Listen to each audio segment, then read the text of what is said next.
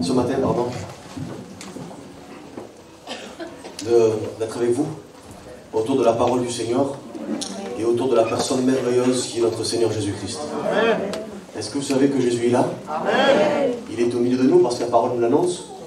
Et quelques temps en arrière, j'ai dit, Seigneur, pourquoi au milieu? Et le Seigneur m'a dit, Seigneur, Samuel, au milieu, un vase est au milieu de la table, et si la table est carrée, est à égale distance, ça veut dire que le vase est à égale distance de chaque point. Il est aussi près d'un côté qu'il est aussi près d'un autre parce qu'il est au milieu. Et Dieu m'a dit, Samuel, je ne veux pas être plus loin de l'un que de l'autre, je veux être aussi près. Je suis au milieu de vous. Amen, béni soit Dieu. Je suis content ce matin de faire la réunion encore. Hier soir, je priais pour vous dans ma chambre et puis Dieu m'a montré une vision et je vous la partage ce matin. Amen. J'ai vu l'église de Châteauneuf, comme elle est maintenant. Sauf que on était assis pareillement qu'ici, sauf que chacun avait des tables comme si c'était une table d'école. Et sur la table, chacun avait un morceau de bois. Et le Seigneur me montrait que sur certaines personnes pleuraient et leurs larmes coulaient sur ce morceau de bois. Et ce morceau de bois était mouillé. Et Dieu parlait à mon cœur, il me dit, Samuel, j'ai voulu leur donner le feu. J'ai voulu transmettre le feu, mais parce que leurs larmes et leur incompréhension face à la douleur, eh bien, a été tellement ruisselant de leur visage qu'ils ont mouillé le bois, et le bois ne prend pas feu. Mais la parole de Dieu, il m'a montré ensuite un soleil.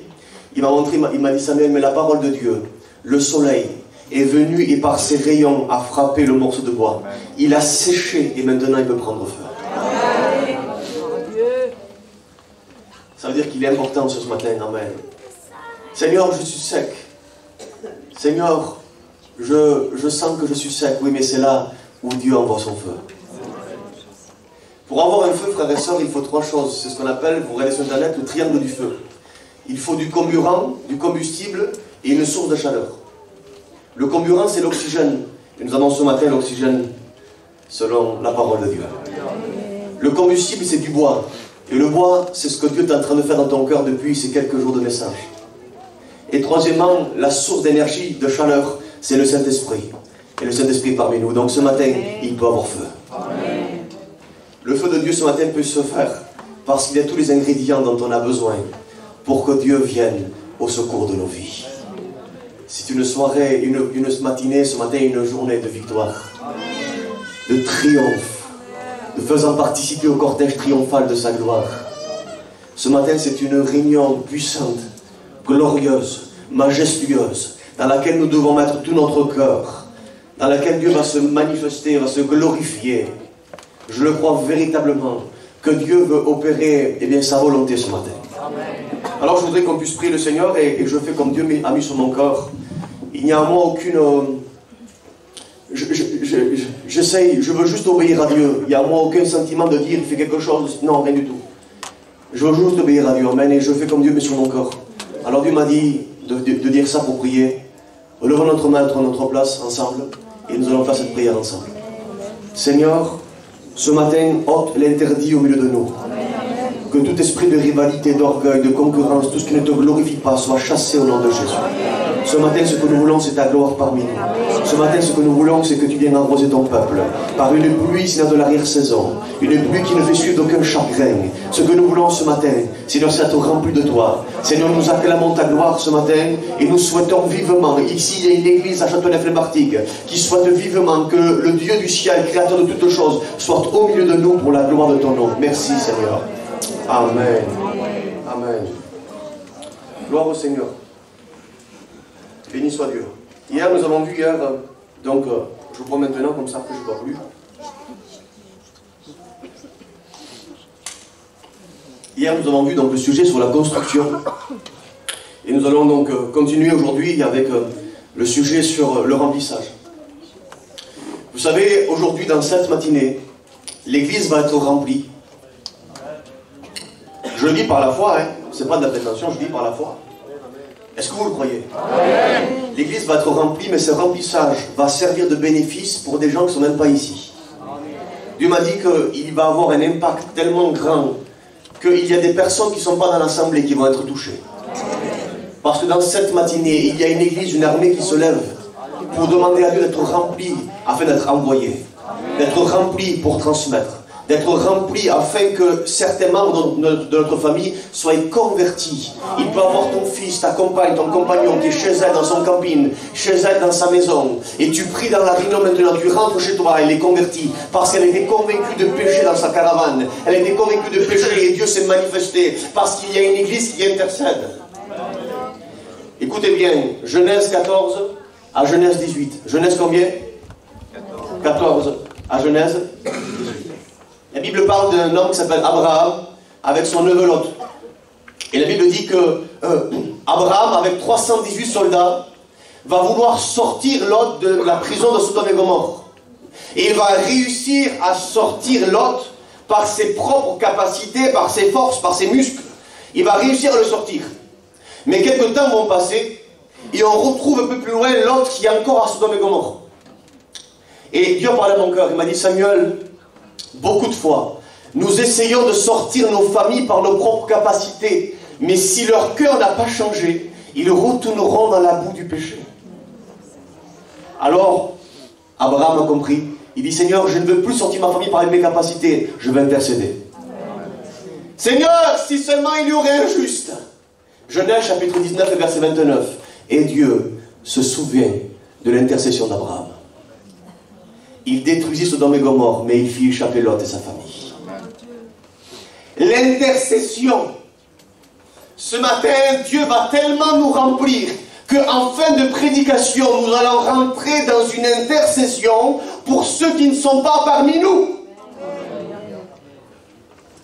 Lorsque Jésus-Christ, dans Luc chapitre 22, verset 32, a intercédé pour Pierre, il a dit: Pierre, j'ai prié pour toi car Satan t'a réclamé comme le froment, mais moi j'ai prié pour toi, afin que ta foi ne défaille point.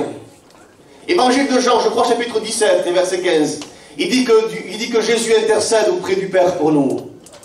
Le livre de 1 Timothée, il dit: faites toutes sortes de prières devant Dieu le Père, toutes sortes de supplications, toutes sortes de requêtes, et une autre version dit toutes sortes d'intercessions. Actes des Apôtres, chapitre 12, il me semble, verset 5. Il dit que, eh bien, il y avait l'apôtre Pierre qui était en prison.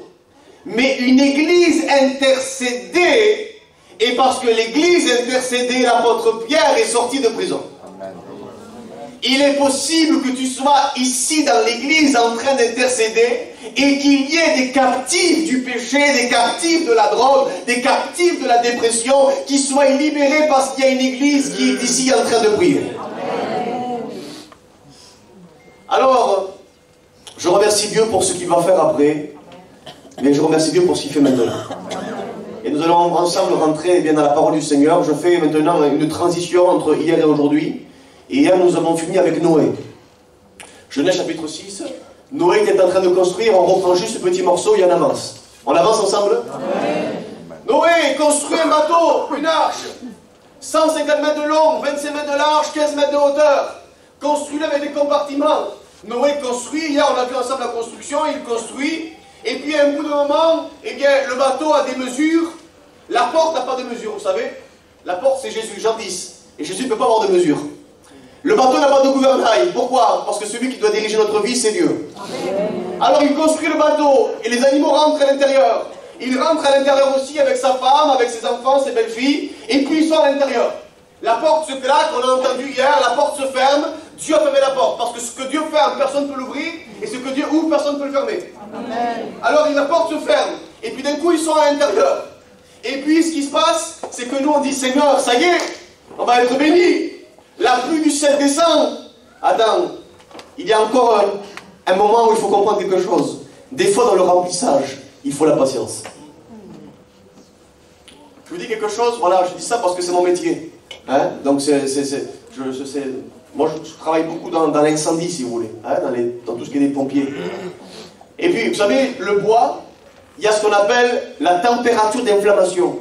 Ça veut dire que c'est la température qu'une matière a besoin pour s'enflammer. Le bois, il s'enflamme à peu près à 225 degrés. Ça veut dire si tu mets 60 degrés sur du bois, il ne s'enflamme pas. Si je prends mon briquet et que je fais ça sur la table, elle ne prend pas feu. Pourquoi? Parce que la température du briquet n'est pas assez suffisante pour pouvoir faire en sorte que le bois prend feu. Il faut eh bien, une certaine ébullition. Quand on met la casserole sur le feu, il faut attendre une ébullition. Mais si on laisse trop, la vapeur paraît, elle paraît et il y a du tout à l'intérieur. Donc il faut arriver à la bonne température, ni trop ni moins. Est-ce que vous comprenez ça? Ça veut dire que dans ce lieu, à l'écoute de la parole, Dieu est en train de chauffer jusqu'à atteindre le point d'ébullition que nous allons connaître tout à l'heure. Dieu est en train de chauffer, nous sommes en train d'atterrir à la bonne température pour que Christ envoie le feu du ciel. Alléluia. Alors ils sont à l'intérieur. Ils sont à l'intérieur, les portes sont fermées. Et ils sont réjouis. Il dit, écoutez, Dieu nous a promis que nous allons être bénis. Il nous a promis de nous guérir. Il nous a promis de nous délivrer. Il nous a promis de nous accorder des victoires ce matin. Alors chantons des cantiques. Réjouissons-nous. Mon fils, prends la guitare. Chante un cantique. Ma belle-fille, chante un cantique. Et puis chante un cantique ensemble. Ils sont réunis, ils sont ensemble dans le bateau. Et puis ils sont là. Mais voilà qu'un jour se passe. Et la pluie n'est toujours pas arrivée. Il monte parce qu'il avait construit une fenêtre de 50 cm ou 50 cm. Il monte, il regarde. Alors j'imagine comme Dieu me l'a montré. Hein, il regarde à travers la fenêtre, il regarde par le carreau comme ça. Et il regarde toujours pas de pluie. Il voit les gens qui sont dehors et qui sont dehors en train de se réjouir. En train de pouvoir eh bien, marier leurs enfants, de manger, de boire. Il voit que le monde se réjouit. Mais lui il regarde par la fenêtre et il dit il n'y a toujours rien. Alors il descend, il dit écoutez, ma famille ne vous inquiétez pas. Dieu nous a promis. Deuxième jour apparaît. Le doute commence à arriver. La belle-fille qui pose la question, beau-père. Beau-père, c'est vrai que Dieu t'a dit que la pluie va arriver? Troisième jour, toujours pas de pluie. Les belles-filles commencent à se tirer le chignon. Ils commencent à se disputer. Les odeurs sont là. Parce qu'il y avait beaucoup d'animaux à l'intérieur. Le bruit là, vous imaginez les lions qui rugissent, les animaux qui sont à l'intérieur. Il y a du bruit, il y a des odeurs. C'est particulier. Et on ne retrouve toujours pas de bénédiction. Seigneur, ça fait 80 ans que je construis un bateau. Ça fait 3 jours que j'attends. Toujours pas de pluie. Il y en entend à la porte. Noé, qu'est-ce que tu fais à l'intérieur? Qu'est-ce que tu fais à la réunion? Sors du bateau. Tu vas pas comme il fait beau. Ton Dieu t'a dit qu'il va pleuvoir. Il n'a même pas plu encore. Noé, arrête. 80 ans de construction. Tu es encore dans un bateau. Tu es encore à l'intérieur. Sors, Noé. Réjouis-toi avec nous. 4e jour, toujours pas de pluie. 6e jour, toujours pas de pluie. Vous imaginez quel désespoir quand on construit et qu'on dit Seigneur, Seigneur, je vois toujours rien. Seigneur, je vois non pas une seule ombre de changement dans mon mari, comme s'il n'allait jamais se convertir, comme si ma situation n'allait jamais se régler. Seigneur, je vois rien, il n'y a rien qu'à changer. Mais maintenant, il y a un temps pour construire, mais il y a un temps pour attendre le secours de l'Éternel en silence. Il y a un temps pour attendre le secours de l'Éternel en silence. Il y a un temps où on a tellement confiance en Dieu et qu'on dit Seigneur, peu importe le temps que tu prendras, je sais que la pluie viendra. Seigneur, peu importe le temps que tu prendras, je sais qu'il y a un moment défini, car tout est fait au temps marqué. Christ est venu au temps marqué, l'impie viendra au temps marqué, la grande tribulation se fera au temps marqué, tout se fait au temps marqué et Dieu contrôle le temps. Dieu est en dehors du temps, il connaît passé, présent, futur. Nous avons un Dieu intemporel. Vous savez comment on appelle? Temporel, ça veut dire qu'il y a un commencement et fin. Éternel, ça veut dire qu'il n'y a ni commencement ni fin. Mais nous sommes sans puis éternel. Sans puis éternel, ça veut dire que c'est quelqu'un qui a un commencement mais qui n'a pas de fin. Et Dieu, qui est dans toute éternité, connaît à la préscience du passé, présent, futur. Il sait quand est-ce qu'il doit te bénir. Et puis ils sont là dans le bateau. Et puis d'un coup, là, ils sont découragés. Mais la prophétie s'accomplit. Le prophète a dit, car la prophétie ne tarde pas à son accomplissement, car si elle tarde, attends-la, car certainement elle arrivera.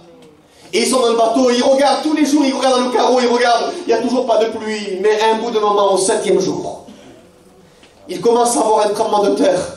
Quelque chose qui bouge sous ses pieds. Et il court, il va voir dans le carreau de la fenêtre, il regarde, et il voit de l'eau tomber du ciel. Et il dit, qu'est-ce qui se passe? Ça y est, Dieu nous a bénis. Parce que si la pluie était un jugement pour les autres, la pluie était une bénédiction pour Noé.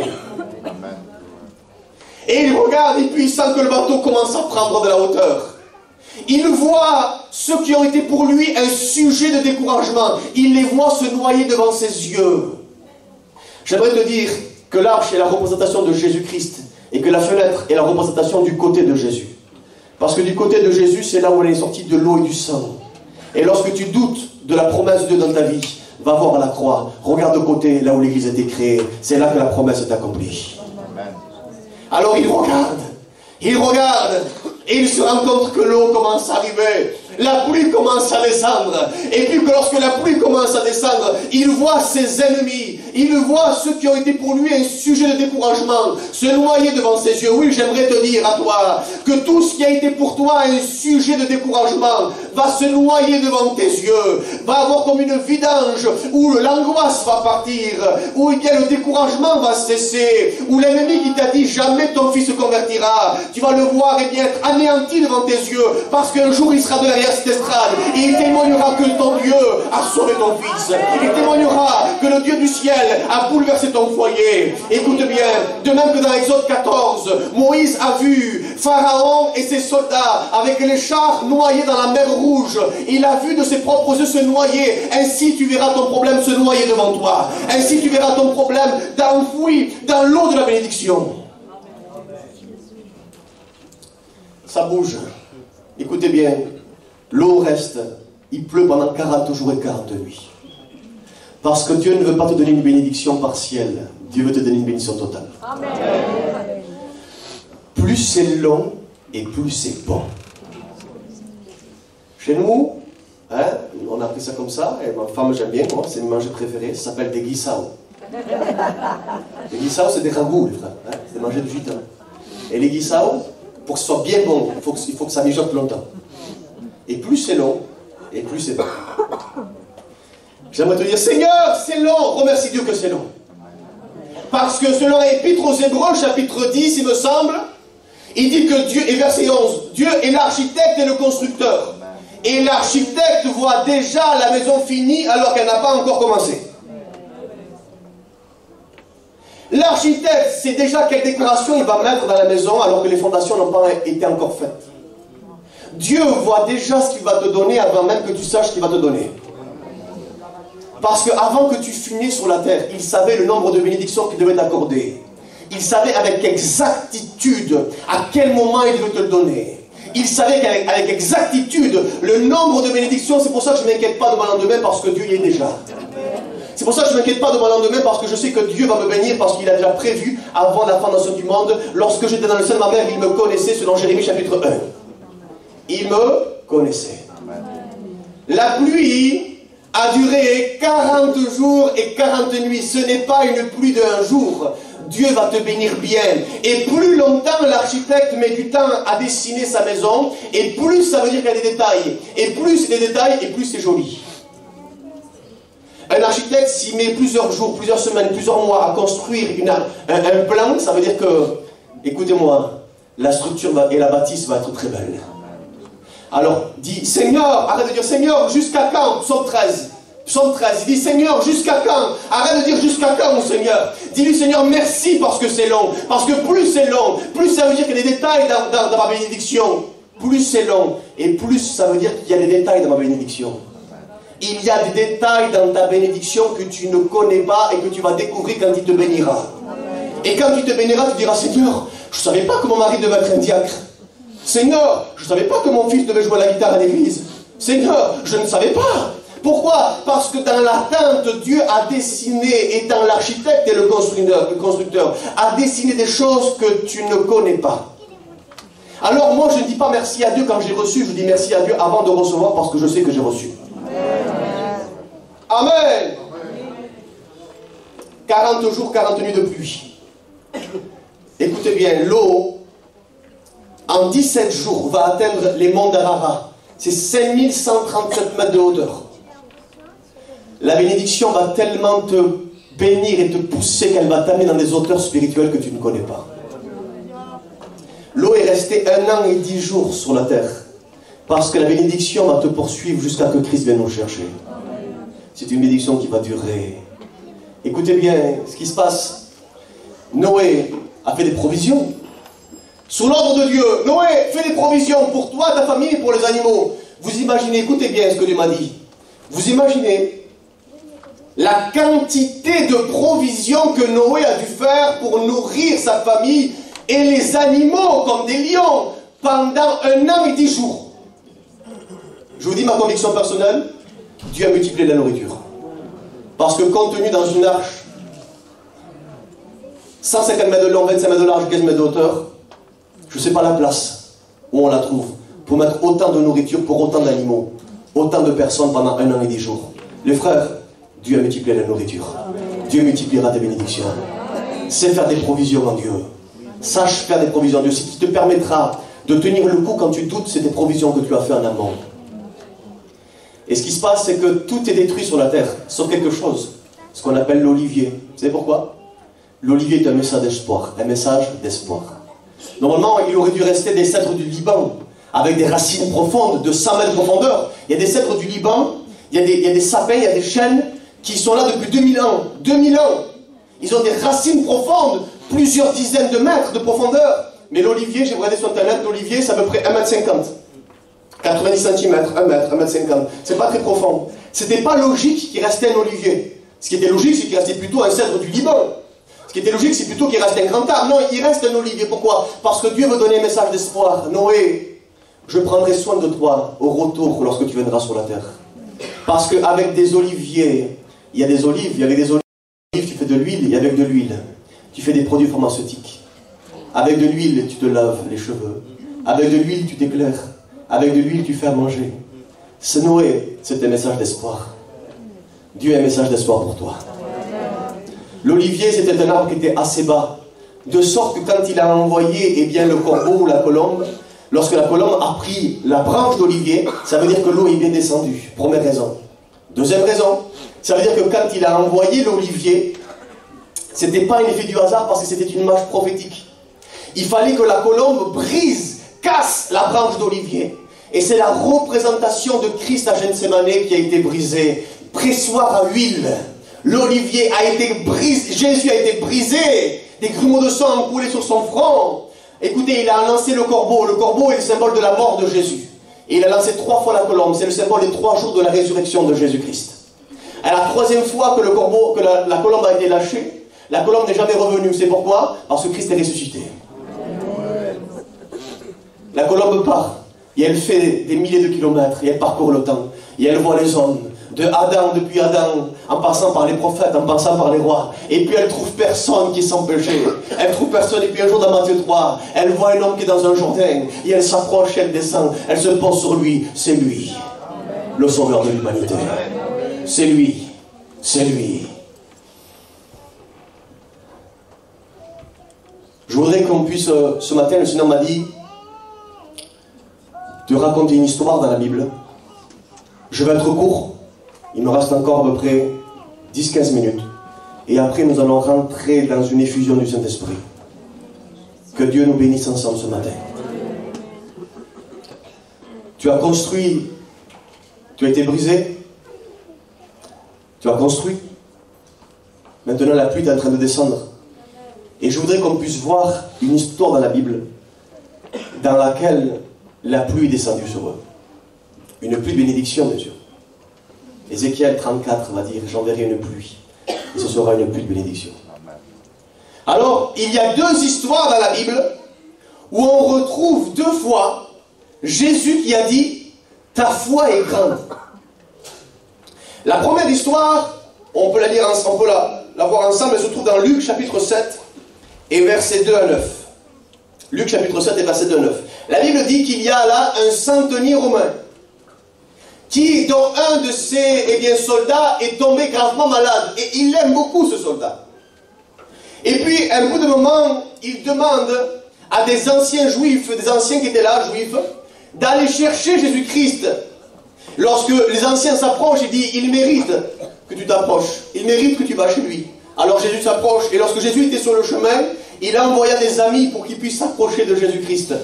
Et puis en les envoyant, et en voyant Jésus-Christ, Jésus a dit, il leur a dit de dire, mon maître dit, lorsqu'il envoie quelqu'un, va par là-bas, et il le fait, viens par ici, et il le fait. Il dit, non, nous ne méritons pas que tu viennes sur notre toit. Dis seulement un mot, dis seulement un mot, et mon serviteur sera guéri. Il y a des fois, cet homme-là, le centenier romain, c'est pas un juif, c'est un païen. Et ce miracle, dans Luc chapitre 7, se passe pendant la première année du ministère de Jésus.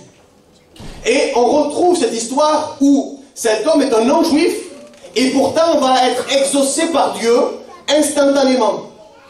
La Bible dit parce que ce centenier romain a dit, eh bien, dis seulement un mot et mon serviteur sera guéri. À l'instant même, il fut guéri. Il arrive des fois, frères et sœurs, où lorsque nous demandons à Dieu quelque chose, il nous l'accorde de suite. Ça vous est jamais arrivé ça? On demande à Dieu et au tac, il nous répond. On demande à Dieu et de suite, il nous donne la réponse. De suite, il nous bénit. Ça m'est déjà arrivé de ne pas finir ma prière parce qu'il savait ce que j'allais dire, qu'il m'a déjà donné ce que j'allais demander. Ça m'est déjà arrivé que Dieu m'a exaucé instantanément. Cette foi a été grande. Mais il y a une histoire similaire dans la Bible que nous allons voir maintenant. D'une non-juive. Alors lui, c'était un non-juif, il a été exaucé. Mais il a été exaucé de suite. Maintenant, nous allons voir l'histoire d'une non-juive dans laquelle Jésus a dit ta foi est grande aussi. Mais le processus pour être rempli n'a pas été le même. Ça a été différent. On voit ça ensemble? Matthieu chapitre 15 et versets 21 à 28. Et pour ceux qui ont la parole de Dieu, également Marc chapitre 7 et versets 24 à 30. C'est les textes dans lesquels on peut voir tout ce que je vais dire maintenant. Amen. Cette seconde histoire se trouve pendant la seconde année du ministère de Jésus. Et prends-moi par la main un instant, suis-moi avec moi, on va revenir il y a 2000 ans en arrière et on va aller voir ensemble cette histoire. Je vous la raconte comme Dieu me l'a donnée. Amen. Alors il y a un jour une femme qui a une fille qui est là. Et sa fille grandit, tout va bien. Elle grandit dans la santé, elle grandit intellectuellement, elle grandit, tout va bien. Et puis un jour, un peu de moment, sa fille commence à changer. Elle est bizarre. Son comportement change, sa façon de parler change, son regard change, ses émotions changent, et il y a quelque chose qui s'est passé. Sa fille commence à devenir de plus en plus bizarre. Alors sa mère, sûrement, a dû prendre sa fille. Ma fille, viens par ici, assieds-toi là. Qu'est-ce qui se passe à l'école? Qu'est-ce qui se passe dans le quartier? Qu'est-ce qui se passe? T'as de mauvaises fréquentations? T'as des personnes qui te parlent et ça va pas? Comment ça se fait que t'as changé comme ça? Comment ça se fait que ta situation a été changée comme ça? Et puis la mère ne comprend toujours pas. Les jours passent et la fille de pire en pire. Changement de couleur de peau. Elle commence à maigrir. Elle commence à changer. Elle n'est pas malade, mais c'est pire que ça. Il y a pire qu'une maladie, il y a quelque chose de bizarre qui se passe. Et puis la mère commence à comprendre qu'il y a une puissance surnaturelle, une puissance diabolique qui est en train de pouvoir tenir la petite. Là, cette fille, la mère se rend compte que sa fille est possédée. Sa fille est prise d'un esprit impur, de telle sorte que la fille ne peut plus bouger. Elle est clouée dans un lit. Elle ne peut plus bouger. Elle ne peut plus bouger. L'ennemi la tient captive. L'ennemi la tient liée. Alors la mère, j'imagine la mère ici, désolée, déboussolée, totalement, eh bien, sans remède, sans solution, assise sur une chaise en train de pleurer. Mais qui pourra faire quelque chose pour ma fille? Qui pourra faire en sorte qu'elle puisse aller mieux? Elle est assise, puis d'un coup, elle entend parler de Jésus-Christ. Comme ce centenier romain qui a entendu parler de Jésus. Parce que c'est à l'écoute de la parole que la foi arrive. Romains 17, la foi vient de ce que l'on entend, et ce que l'on entend vient de la parole de Dieu. Elle s'assoit et elle écoute parler de Jésus. Elle écoute qu'à Châteauneuf-les-Martigues, il y a une église dans laquelle il y a des personnes qui sont passées des ténèbres à la lumière. Elle écoute qu'à Châteauneuf-les-Martigues, il y a des personnes qui ont rencontré un Jésus-Christ qui leur a guéri de leur maladie. Elle écoute qu'il y a un Jésus qui chasse les démons. Elle écoute qu'il y a un Jésus qui a bouleversé les foyers, qui a reconstitué là où les brèches étaient. Il s'appelle le réparateur des brèches. Elle écoute que Christ peut changer les sangs et les circonstances. Et puis d'un coup elle est là. Et puis elle va voir sa fille. Ma fille, écoute, tu es pris par mauvais esprit, tu es malade, tu es là sur le lit, tu ne peux plus bouger, ma fille.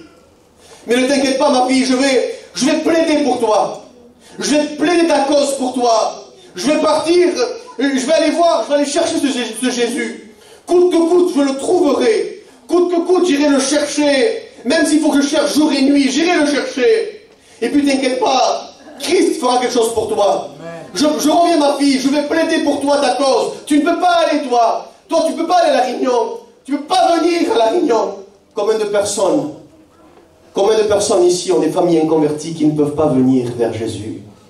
Mais il y a une personne ici, membre de sa famille, qui va intercéder.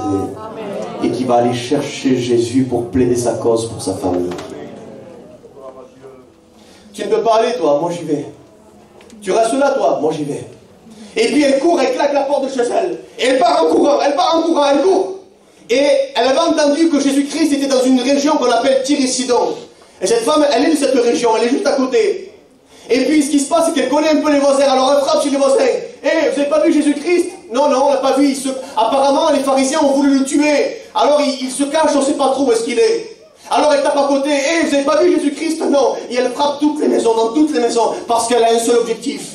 Que Dieu envoie la pluie sur elle. Elle a un seul objectif, que Dieu remplisse sa maison. Elle a un seul objectif, elle est déterminée. Elle est déterminée. Es-tu ce matin déterminé? Es-tu ce matin déterminé pour que Dieu envoie la pluie dans ta vie? Es-tu ce matin déterminé d'aller chercher au pied de Jésus-Christ ta solution? Alors elle est là, et puis elle parcourt de porte en porte. Elle veut casser l'intimité des gens pour avoir une intimité avec Jésus. Et puis d'un coup, elle ouvre une porte. Jésus était dans cette maison. Il était en train d'enseigner aux disciples. Elle casse la réunion, elle coupe la réunion. Imaginez-vous, les disciples sont là, ils sont assis, ils sont en train de se réjouir de la réunion. Jésus est en train de leur enseigner. Quelle bonne réunion, mes frères. On voudrait y être dans cette réunion-là. Mais d'un coup, les disciples sont là et la réunion est coupée, comme si maintenant une personne viendrait et qu'elle coupe la réunion. Elle se prosterne, elle s'avance, elle court avec précipitation. Et elle se prosterne devant Jésus. Elle s'humilie devant lui et elle dit une parole. Elle dit, Seigneur, fils de David, aie pitié de moi. Elle dit pas « aie pitié de ma fille ». Elle dit « aie pitié de moi » parce que le problème de sa fille était son problème. Vous savez c'est quoi l'intercession? L'intercession c'est prier pour quelqu'un comme si tu priais pour toi-même. Quand on prie pour les malades quand ils s'approchent devant, c'est pas « Seigneur, bénis-le si tu as envie Seigneur ». Non. C'est « Seigneur, comme si moi-même j'étais malade. Je te demande Seigneur. Au nom de Jésus, guéris-le. Il y a une prise de conscience qui s'opère. Il y a quelque chose qui est en train de se transformer. Une compassion. Jésus fut ému de compassion. Ému de compassion. Écoutez bien. Cette femme est là, elle se prosterne. Et elle dit, fils de David, aie pitié de moi. Quel bonheur, les frères, écoutez bien. Quel bonheur lorsqu'on prend notre requête. Ce qui nous fait souffrir et qu'on le dépose au pied de Jésus-Christ. Quel repos! Quel repos quand on prie. Et puis d'un coup, là, on sent qu'on s'est déchargé à ses pieds. Qu'on s'est déchargé devant lui. Ça vous est déjà arrivé, ça? Vous voulez connaître la réponse de Jésus?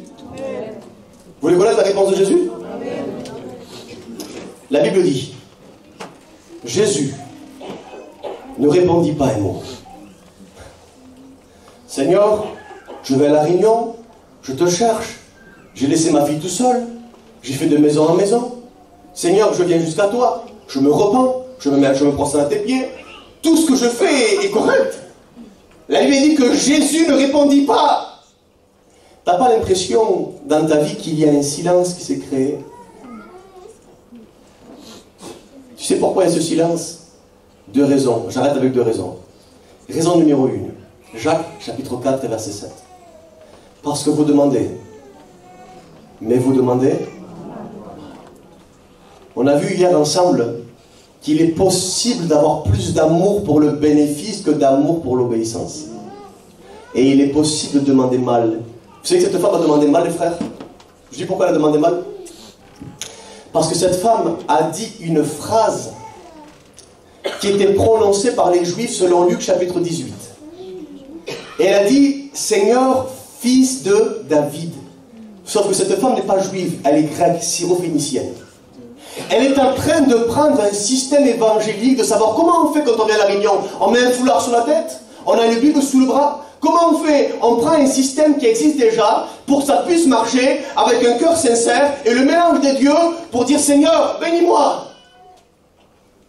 Des fois, on voudrait tellement que Dieu vienne nous secourir rapidement qu'on est sincère, mais on mélange la sincérité avec l'intelligence, de sorte qu'on puisse être exaucé plus vite. Elle vient avec un cœur sincère. Elle dit, aie pitié de moi, elle est sincère dans son cœur. Mais le problème, c'est qu'elle apporte un système de prière qui ne correspond pas avec elle. Il est possible de s'approcher de Dieu et demander mal. Parce qu'on demande, vous savez, écoutez, toutes les fois on demandera et que ce n'est pas en conformité avec ça, Dieu ne pourra pas nous bénir. Excusez-moi pour ce que je veux dire, c'est le seul exemple qui me vient. Si je dis, Seigneur, ne permets pas que Satan aille en enfer, ne permets pas que le démon aille en enfer, même que je prie, que je me roule par terre et que je jeûne, jamais Dieu me désolera. Parce que la prière que je fais n'est pas en adéquation avec la Bible. Et si ta prière n'est pas en accord avec la Bible, alors c'est mal prié. Et Dieu ne peut pas nous exaucer. Parce que Dieu nous exauce uniquement lorsque nous sommes poussés par l'Esprit, et l'Esprit nous poussera selon les Écritures. La deuxième raison pour laquelle Dieu est silencieux dans ta demande, est-ce que tu veux savoir? C'est parce que Dieu veut que tu continues à le chercher. J'ai marqué ça il n'y a pas longtemps sur mon WhatsApp, et j'ai marqué, il y a un texte qui dit que Dieu se cache. David c'est marqué? Que Dieu se cache. Mais il y a un texte qui dit également que nous devons le chercher, que nous le trouverons si nous le cherchons de tout notre cœur. Le même Dieu qui veut et qui souhaite qu'on le cherche, c'est le même Dieu qui se cache. Pourquoi? Il ne se cache pas pour pas que tu le trouves, il se cache pour que tu continues à le chercher quand tu l'as trouvé. Il ne se cache pas pour ne pas que tu le trouves, il se cache pour que tu continues à le chercher quand tu l'as trouvé. Parce que quand tu l'as trouvé, tu n'as trouvé qu'une facette de ce qu'il est. Il y a encore d'autres facettes que tu ne connais pas. Et Dieu continue à se cacher parce qu'il veut que tu continues à chercher. Il veut que tu continues à découvrir des choses en lui. Alors je vous raconte quelque chose. J'étais dans ma chambre comme ça, dans mon bureau, et puis ma femme m'appelait. Samuel, Samuel, Samuel. Et moi j'entendais, mais je ne répondais pas. Alors elle insistait. Samuel. Je ne répondais pas. Vous savez qu'est-ce qu'elle a fait? Elle m'appelait parce qu'elle voulait me montrer quelque chose. Elle m'appelait parce qu'elle voulait que je sorte de ma pièce et que j'aille là où elle est. Et en restant silencieux, qu'est-ce qui s'est passé? Qu'est-ce qu'elle a fait? Elle a changé de pièce et elle est venue. Les frères, vous savez pourquoi Dieu reste silencieux? Parce que avant que Dieu aille dans ta pièce, il veut que tu ailles dans la sienne. Dieu veut que tu viennes à lui pour ce qu'il est. Écoutez bien ce qui se passe. Elle s'approche, elle se prosterne. Je suis fils de David, il ne dit pas un mot. Alors les disciples sont là, et la Bible dit que les disciples, eh bien, ils voulaient la jeter dehors. Il arrêtait un peu comme Bartimée. Arrête, n'importune pas le maître. On avait une bonne réunion là, tu nous as cassé la réunion. Arrête, regarde, il ne te répond même pas, va dehors. Arrête, va dehors. Et combien de fois l'ennemi a chuchoté dans ton oreille? Arrête de venir à la réunion, ça ne sert à rien, reste dehors. Arrête, ça sert à quoi? Jésus-Christ n'écoute pas. Ta situation ne bouge pas. Ta vie ne change pas. Il y a des choses qui sont bloquées, qui sont dures, comme la pierre. Ça ne bouge pas, ça ne change pas, mais elle est déterminée. Et elle dit une seconde fois à Jésus-Christ, elle dit, Seigneur, pour la deuxième fois, fils de David, aie pitié de moi. Et là, Jésus se retourne. Qu'est-ce que c'est bon quand Jésus se retourne? Qu'est-ce que c'est bon quand Jésus va parler? Vous voulez savoir ce qu'il va dire Jésus-Christ? Et il va dire quelque chose. Elle s'attend à quelque chose d'extraordinaire. Elle s'attend à quelque chose de dire oui, je vais aller voir ta fille, je vais la guérir. Et voilà ce que Jésus lui dit. Il lui dit, je n'étais envoyé qu'aux brebis perdues de la maison d'Israël. La réponse de Jésus ne correspond pas à ce qu'elle souhaite. Elle souhaite que sa fille soit délivrée. Et Jésus lui dit en quelque sorte, j'ai été envoyé pour les Juifs. Jérusalem, Jérusalem, combien de fois ai-je voulu te rassembler comme une poule rassemble ses poussins auprès de ses ailes? Je suis venu d'abord pour les Juifs, mais il faut que les Juifs me renient, selon Romains chapitre 11 et verset 25, pour que la grâce soit et la porte de la foi, selon Actes des Apôtres, soit ouverte aux païens.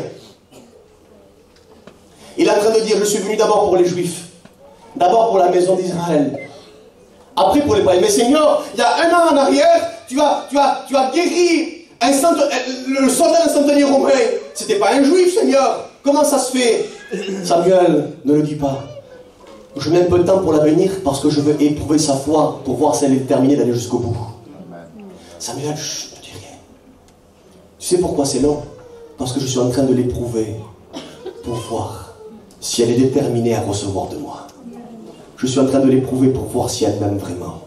Je suis en train de l'éprouver pour voir si elle va jusqu'au bout pour sa famille. Si elle combat vraiment le combat de la foi. Non pas en priant 2 fois et en pleurant parce qu'on n'a pas le résultat, non. Mais je veux voir vraiment si elle va jusqu'au bout. Cette femme est là, elle est prosternée. Elle comprend que sa prière n'est pas bonne. Alors elle dit une autre prière, elle change de prière. Et elle parle à Jésus-Christ pour la troisième fois. Première fois, Seigneur, aie pitié de moi. Jésus ne répond pas. Deuxième fois, Seigneur, aie pitié de moi. Jésus dit, j'ai été envoyé que pour les brebis perdues de la maison d'Israël. Troisième fois, Seigneur, secours-moi. Ah, sa prière a changé. Ça y est, elle a compris quelque chose. Secours-moi. Quelle bonne prière. On pourrait dire, ça y est, elle a changé la prière, donc Dieu va la bénir. Réponse de Jésus. Il n'est pas bon de prendre le pain des enfants et de le jeter aux petits chiens. Seigneur, je ne comprends pas. Seigneur, je n'arrive pas à te comprendre. Elle vient une première fois, tu ne réponds pas. Elle te dit une deuxième fois, tu dis que tu as été envoyé pour les Juifs. Et elle vient une troisième fois, Seigneur, secours-moi. Qu'est-ce que tu fais avec cette femme, Seigneur? Je ne comprends pas. Et là, tu lui dis, il n'est pas bon de prendre le pain des enfants et de le jeter aux petits chiens. Avec les trois réponses de Jésus, les deux réponses plus le silence, avec les disciples qui sont là, et qui l'encouragent à sortir de la maison, qui ne se serait pas rendu à ce moment-là? Qui n'aurait pas dit, tira la Torah, comment c'est dit, qui n'aurait pas jeté l'éponge? Qui n'aurait pas dit, c'est bon, j'arrête, moi, c'est fini, je retourne chez moi, j'arrête, je ne vois pas de résultat, je ne vois pas de changement? Qui n'aurait pas rendu l'éponge? Et puis soudain, elle est tellement déterminée. Elle est tellement déterminée. Elle veut tellement que Dieu la bénisse. Elle veut tellement, eh bien, montrer à Dieu sa détermination, sa foi. Parce que Christ est le consommateur de la foi. Elle veut tellement y aller que d'un coup, elle dit une parole. Et elle dit une parole parce qu'elle connaît le contexte juif. Et elle dit, Seigneur, les petits chiens. C'est pourquoi elle dit les petits chiens? Parce que Jésus a dit les petits chiens. Je vous dis pourquoi? Parce que selon la tradition hébraïque, seulement les petits chiens ont le droit de rentrer dans la maison, les gros chiens n'ont pas le droit de rentrer dans la maison. Les gros chiens doivent rester dehors, mais les petits chiens peuvent rentrer dans la maison. En quelque sorte, elle est en train de dire, Seigneur, j'ai compris que ma place, elle n'était pas dehors, mais elle n'était pas non plus sur la table, elle est en dessous de la table. J'ai compris que je suis une non-juive, une païenne, et que pour l'instant je dois être en dessous de la table, mais bientôt, eh bien, le pain va changer et je vais prendre le pain. Seigneur, j'ai compris quelque chose, c'est qu'en m'appelant petit chien, je ne suis pas à l'extérieur de la maison. En m'appelant petit chien, je suis à l'intérieur. J'ai compris que ce n'était pas encore le temps que tu me bénissais parce que tu voulais éprouver ma foi. Tu voulais éprouver ma foi, mais j'ai compris maintenant qu'en m'appelant petit chien, j'ai droit aux miettes qui tombent de la table. J'ai compris qu'en m'appelant petit chien, je suis en bas de la table. Seigneur, le pain des enfants, je ne veux pas, donne-le à Israël. La chaise et la table, les couverts d'Israël, je ne veux pas, donne-le à Israël. Seigneur, la nourriture, lorsque tous les enfants seront rassasiés, lorsque tout le monde aura mangé, souviens-toi qu'en bas de la table, il y a un petit chien qui attend des miettes qui tombent et qui dit, Seigneur, une seule miette de toi suffit pour que ma fille puisse changer. Une seule miette de toi suffit pour que ma situation puisse changer. Lorsque Israël a renié Jésus-Christ, Israël a fini avec des petites miettes et nous, l'Église, avons pris le grand pain. Jean chapitre 6, il me semble, il est le pain des années du ciel. Il y a eu un changement, une interférence, un changement de position. Les premiers seront les derniers seront les premiers. Mais qu'est-ce qui s'est passé? Nous n'avons pas des petites miettes ce matin. Nous avons part au grand pain. Et si tu veux ce matin, si une seule miette suffit pour que ta situation puisse changer, imagine-toi si le pain du ciel est parmi nous. Cette femme, en annonçant cette parole, Jésus lui répond, femme, ta foi est grande, qu'il sera fait selon ta foi. Retourne, ta fille est guérie. Écoutez bien, à l'écoute de cette parole, elle claque la porte et elle court voir sa fille. Elle court, elle rentre chez elle, elle ouvre la porte et elle voit sa fille avec un vêtement blanc en train de cuisiner un bon manger. Ma fille, qu'est-ce qui se passe? Qu'est-ce qui s'est passé? Ma mère, tu sais pas, j'étais sur le lit allongé, une puissance satanique, démoniaque, me tenait, j'étais lié, je ne pouvais pas bouger. Et puis soudain, il y a quelques moments en arrière, il n'y a pas longtemps là, il y a quelques heures en arrière, soudain là, j'ai senti une puissance plus grande, parce que si l'homme fort tient, garde bien sa maison, et ce qu'il y a dans sa maison, un homme plus fort est venu, et il m'a délivré. Et puis d'un coup, j'ai senti que j'ai pu me lever, et j'ai senti que ma vie avait changé. J'ai un vêtement blanc, et maintenant je fais à manger pour ma famille. Il serait temps que par ta prière, il y ait des délivrances. de telle sorte que ta famille partage la nourriture avec nous.